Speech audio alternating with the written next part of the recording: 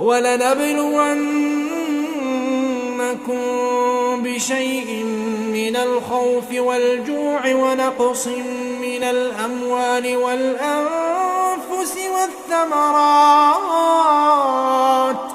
وَبَشِّرِ الصَّابِرِينَ الَّذِينَ إِذَا أَصَابَتْهُم مُّصِيبَةٌ قَالُوا إِنَّا لِلَّهِ وَإِنَّا إِلَيْهِ رَاجِعُونَ أُولَٰئِكَ عَلَيْهِمْ صَلَوَاتٌ مِّن رَّبِّهِمْ وَرَحْمَةٌ